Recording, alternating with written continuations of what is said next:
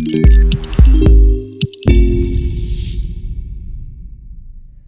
everyone, my name is Dr. I'm one of the chiropractors here at Peak. Today I'm going to be taking you through a couple of posture myths that I'm going to bust for you and provide some recommendations at the same time. This is especially applicable for anyone who's been working from home for the last several months, so if that's you, keep watching. So, myth number one is that a good posture means sitting up super straight with your chest open and your shoulders back.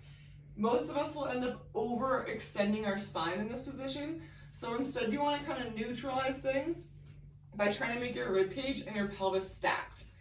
The other thing you want to pay attention to is what your neck is doing. So most of us will end up kind of like this when we're working. Just try to make the back of your neck as long as you can, and that will kind of bring your chin into a bit of a tucked position. And now you can see that my joints are generally a little bit more stacked here than when I was sitting like this. Okay, so myth number two is that we should be in perfect posture all the time with perfect ergonomics all the time. The thing is, if we do anything for too long, we're going to end up stressing things for too long. So if you think of a group project, if one person's doing all the work, then they're going to be stressed out and they're going to be angry. If we sit in the same position, the same tissues are going to be stressed out and they're going to be angry. So just change up the way that you're sitting from time to time. So slouching is okay if you have to, but make sure that you sit up straight for a while. You can even kind of like lean on your desk like this and work this way for a while. If you're working from a laptop, you can carry that with you around the house. So go sit on your couch, sit on the floor, sit at your kitchen counter and stand for a while. Just changing up your position is going to do your body a lot of favors. All right, the last piece of advice I have for you guys is to just take breaks and to take them often. When we work from home, we don't have to get up and move as much as when we do when we're at the office. So, for example, you could, number one, go for a walk.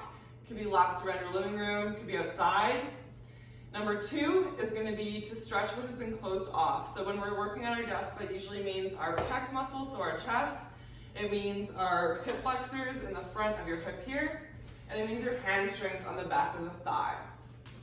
Number three is going to be to move what has been still. So generally just moving your spine and your shoulders and your hips are good. So you can move your neck around, kind of do like some joint circles like that. You can do a similar thing for your hip, where we're just moving as far as we can at the hip. And then for the mid-back, you can rotate in a movement kind of like this, just for some ideas. If you want some more ideas, come see anyone at Peak. We'd be happy to help give you some exercise recommendations for those breaks when you're working. Hope to see you soon.